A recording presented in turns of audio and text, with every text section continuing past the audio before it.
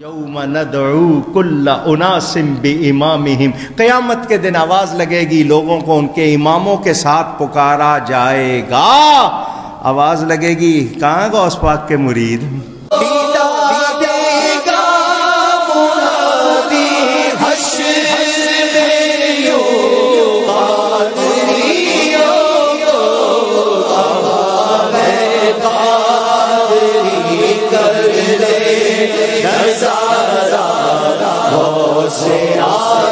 اس وقت ہم کیا کہیں گے؟ کہاں ہے قادری؟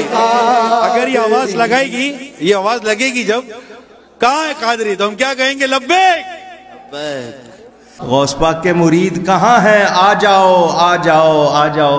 اور ہمیں تو پکار لگے گی خواجہ صاحب کی طرف سے بھی، خواجہ نقش بند بھی، خواجہ سور ورد بھی، داتا صاحب بھی، بابا صاحب بھی، ہمیں تو ہر ولی کی طرف سے پکار ہوگی۔ تم کسی کو مانتے نہیں، تم سوچو کدھر جاؤ گے۔ حضور نے فرمایا بخاری میں، المرء مع من احبا، جو جس سے محبت کرے گا قیامت میں اسی کے ساتھ اٹھایا جائے گا۔ تو ساری زندگی قادری کہلائے، ساری زندگی غوث اعظم کا غلام کہلائے، ساری زندگی خواجہ اجمیر کا نوکر کہلائے، ساری زندگی شاہ نقش بند کا غلام کہلائے، ساری زندگی شیخ شہاب الدین سور وردی کا اپنے آپ کو منسوب کرے اور دنیا سے جائے تو ایسے ہی چلا جائے۔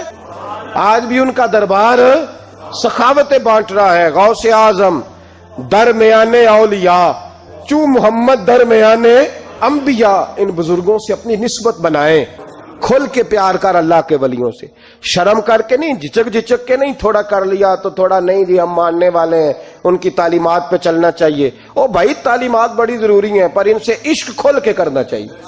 ہم غوث اعظم کے ماننے والے ہیں تو کھل کے ماننے والے ہیں، غوث اعظم کا نام لیتے ہیں تو کھل کے لیتے۔ ہم تو اعلیٰ حضرت فاضل بریلوی کا تذکرہ کرتے ہیں تو سار اٹھا کے کرتے ہیں، بڑا اونچا قد ہوتا ہے ہمارا جب ہم احمد رضا کا ذکر کرتے ہیں۔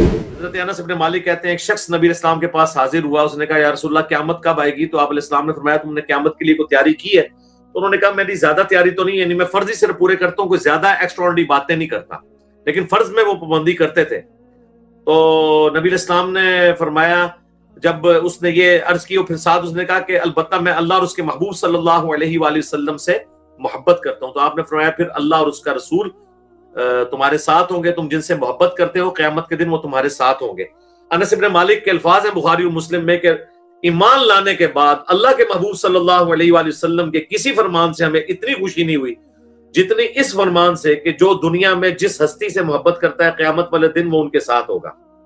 لہذا بابوں کے مارنے والے جو ہے نا وہ ڈر جائیں، یہ نہ وہ بابوں کے ساتھ ہی ہوں۔ ہم غوث اعظم کے ماننے والے ہیں تو کھل کے ماننے والے ہیں، پھر انجام بھی بابوں والا ہوگا۔ اور جو اللہ اور اس کے رسول کے ماننے والے ہیں ان کے لیے خوشخبری ہے کہ اللہ اور اس کا رسول ان کے ساتھ ہوں گے، عز وجل صلی اللہ علیہ وآلہ وسلم۔ پھر بخاری مسلم کے الفاظ ہیں، حضرت انس بن مالک کہتے ہیں کہ اے اللہ میں رسول اللہ سے، ابو بکر سے اور عمر سے محبت کرتا ہوں، گو میرے اعمال رسول اللہ، ابو بکر اور عمر والے نہیں ہیں، رضی اللہ عنہما وعلیہم السلام اجمعین صلی اللہ علیہ وآلہ وسلم، لیکن میں امید کرتا ہوں کہ تو قیامت والے دن مجھے ان لوگوں کے ساتھ شامل فرمائے گا۔ ہم بھی اللہ سے دعا کرتے ہیں کہ گو ہمارے اعمال اللہ کے محبوب صلی اللہ علیہ وآلہ وسلم، ان کے جانثار اہل البیت، ان کے جانثار خلفائے راشدین اور صحابہ کرام والے نہیں ہیں، لیکن پھر بھی ہم اللہ سے دعا کرتے ہیں کہ اللہ تعالیٰ قیامت والے دن ہمیں ان کے ساتھ محشور فرمائے، آمین۔ میرے غوث پاک۔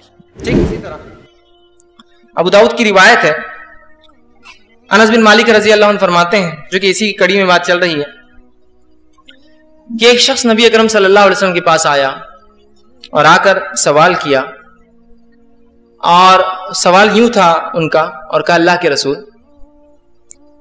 ایک آدمی ہے جو کسی سے محبت کرتا ہے لیکن اس جیسے عمل نہیں کر پاتا۔ اشارہ کس طرح میں سمجھ رہے نا؟ ایک آدمی ہے کسی سے محبت کرتا ہے، اس جیسے عمل نہیں کر پاتا، چونکہ صحابہ نبی سے محبت کرتے تھے لیکن نبی کے جیسے عمل کہاں ہوں گے، وہ تو بہت آگے تھے نا من۔ تو ایک آدمی محبت کرتا ہے دنیا میں کسی سے لیکن اس جیسے عمل نہیں کر پاتا، قیامت کے دن کیا معاملہ ہوگا؟ تو نبی اکرم صلی اللہ علیہ وسلم جو بات بیان کی، انس بن مالک رضی اللہ عنہ فرماتے ہیں اس حدیث کو سننے سے زیادہ کسی حدیث کو سن کر صحابہ کو خوشی نہیں ہوئی تھی، اور آپ صلی اللہ علیہ وسلم اس شخص کو جواب دیا اور کہا المرء مع من احب، انسان اس کے ساتھ جس سے وہ دنیا میں محبت کرتا ہے۔ صحابہ جھوم اٹھے اس لیے کہ وہ اپنے نبی سے محبت کرتے تھے۔ المرء مع من احب، انسان اس کے ساتھ جس سے وہ محبت کرتا ہے۔ اور انس بن مالک رضی اللہ عنہ جب گزرتے تھے نبی اکرم صلی اللہ علیہ وسلم کی مزار سے، اور ابوبکر صدیق اور عمر ابن خطاب جو ہے ان کی مزار سے تو گزرتے تو کہتے انشاءاللہ العزیز روز قیامت میرا فیصلہ اللہ کے رسول ابو بکر اور عمر کے ساتھ ہوں گا، اس لیے کہ میں ان سے محبت کرتا ہوں، اور رسول اللہ نے فرمایا المرء مع من احب، انسان اس کے ساتھ جس سے محبت کرتا ہے، تو میں ان سے محبت کرتا ہوں۔ اب بہت غور کی بات تو یہ ہے، انسان جس سے دنیا محبت کرتا ہے اس کے ساتھ، اگر میری محبت کا محور وہ ہے کہ کوئی کسی لڑکی یا لڑکے کو بنا لے، میری محبت کا محور کسی فلم سٹار یا کرکٹ سٹار اور فٹ بالرز کو بنا لے، المرء مع من احب، انسان اس کے ساتھ جس سے محبت کرتا ہے۔ حدیث بالکل واضح ہے، حدیث بالکل کلیئر ہے، انسان اس کے ساتھ جس سے وہ محبت کرتا ہے۔ فرماتے ہیں ایمان کی حفاظت کا ایک ذریعہ کسی مرشد کامل سے مرید ہونا بھی ہے، اور قرآن سے دلیل پیش کرتے ہیں یوم ندعو کل اناس بامامہم، صدقے جاؤں میرے بھائی یہ سورہ بنی اسرائیل میں یہ جو آیت ہے کہ قیامت والے دن ہر شخص کو اس کے امام کے ساتھ بلایا جائے گا، تو قرآن جن کو امام کہہ رہا ہے پھر انہی اماموں کے ساتھ بلایا جائے گا نا۔ اگر آپ کے اماموں کے اور آپ کے بزرگ بابوں کے نام قرآن میں لکھے ہوئے ہیں تو یہ وہ والے امام ہوں گے، اور اگر اس امام سے وہ والے امام مراد لینے جو قرآن نے خود بتایا ہے، قرآن نے کیا بتایا ہے؟ قرآن نے بتا دیا کہ ہر شخص کو جو اس کے امام کے ساتھ بلایا جائے گا وہ امام کون ہوگا۔ یہ آیت سورہ نساء کی آیت نمبر 41، اعوذ باللہ من الشیطان الرجیم۔ فَكَيْفَ إِذَا جِئْنَا مِن كُلِّ أُمَّةٍ بِشَهِيدٍ، وہ کیسا وقت ہوگا جب ہم ہر امت میں سے ایک گواہ کو، ایک امام کو کھڑا کریں گے۔ وَجِئْنَا بِكَ عَلَىٰ هَٰؤُلَاءِ شَهِيدًا، اور اے نبی علیہ السلام آپ کو گواہ کے طور پر کھڑا کریں گے ان مشرکین عرب اور آپ کے مخالفین کے خلاف۔ تو یہ امام یہ ہیں، یہ آپ کے بنائے ہوئے امام نہیں ہیں، ٹھیک ہے نا جی۔ یہ امام قرآن کی ٹرم میں تو امام، لیڈر، شہید، ٹھیک ہے جی، دائی، یہ سب ٹرمنالوجیز پیغمبروں کے لیے۔ سورہ الاعراف کی شروع کی آیات آپ پڑھ کے دیکھیں، اس میں آپ کو مزید کلیئر ہو جائے گا۔ سورۃ الاعراف کے بالکل سٹارٹ کے اندر اللہ تعالیٰ نے اس حوالے سے انبیاء کا منصب جو ہے نا وہ بیان کیا ہے۔ اعوذ باللہ من الشیطان الرجیم، بسم اللہ الرحمن الرحیم۔ آیت نمبر 7 میں وَلَنَقُصَّنَّ عَلَيْهِمْ بِعِلْمٍ، نہیں آیت نمبر 6 فَلَنَسْأَلَنَّ الَّذِينَ أُرْسِلَ إِلَيْهِمْ، ہم ضرور پوچھیں گے ان لوگوں سے جن کی طرف ہم نے رسولوں کو بھیجا، کہ بھئی رسولوں نے پیغام پہنچایا کہ نہیں۔ وَلَنَسْأَلَنَّ الْمُرْسَلِينَ، اور ہم رسولوں سے بھی پوچھیں گے بھئی تم نے پیغام میرا پہنچایا ہے کہ نہیں۔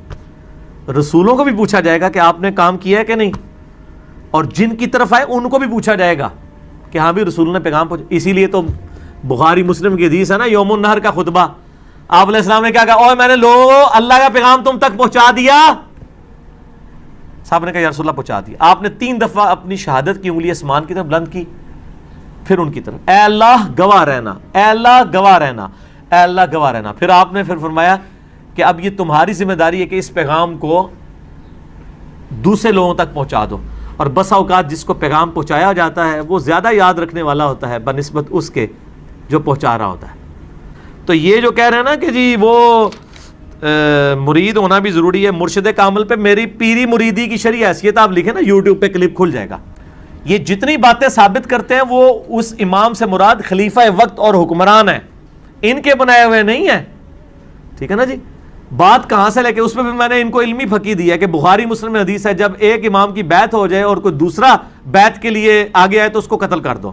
تو پھر میں نے کہا تھا آپ ذرا پاکستان میں ذرا فیصلہ کریں کہ ہزاروں لوگ جو ہیں وہ بیعت کروا رہے ہیں، تو اب کس کو شہادت کے درجے پہ آپ نے فائز کرنا ہے اور کس کو زندہ رکھنا ہے، تو آپ خود فیصلہ کریں، کیونکہ آپ نے حدیثیں تو وہی لی ہوئی ہیں نا امام والی جو حکمران کے بارے میں، اور اس سے آپ پیری مریدی کا سسٹم ثابت کر رہے ہیں، تو پھر پورا فٹ کریں نا، میٹھا میٹھا ہپ ہپ تے کوڑا کوڑا تھو تھو، ایسا نہیں ہونا۔